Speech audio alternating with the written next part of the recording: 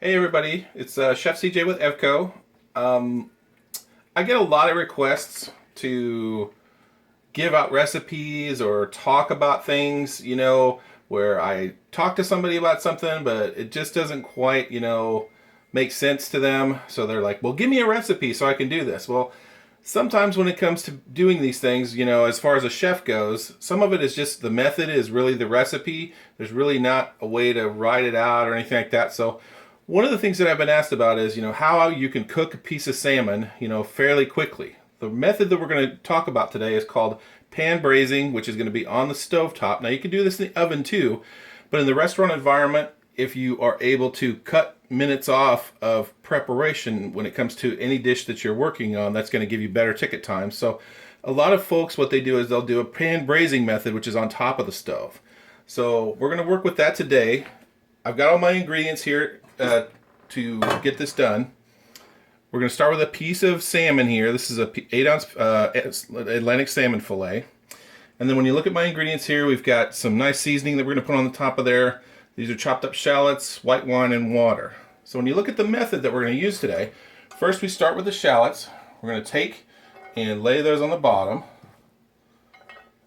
just kind of in a line right there. And then what we want to do is we want to take our salmon fillet and just put it right on top of that line of shallots that we have chopped up there, right? Okay, so you can see how it's placed in the pan there. We're going to take our seasoning and we're going to place that, just kind of season the top of that right there. So we put a good amount of seasoning on there. That's just a garden seasoning that I'm using there. We'll take a little bit of butter. We'll put over the top of that.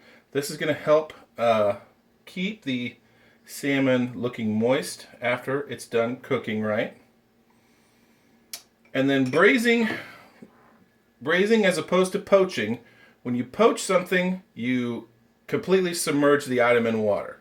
So if you're poaching an egg or poaching a piece of salmon or anything like that, the item is going to be completely submerged in water.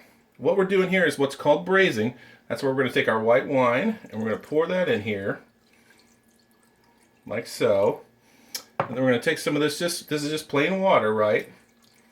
And we'll put some water in here, and we only want to go up about halfway on the piece of fish so that the top of the piece of fish is still sticking up out of the water, right?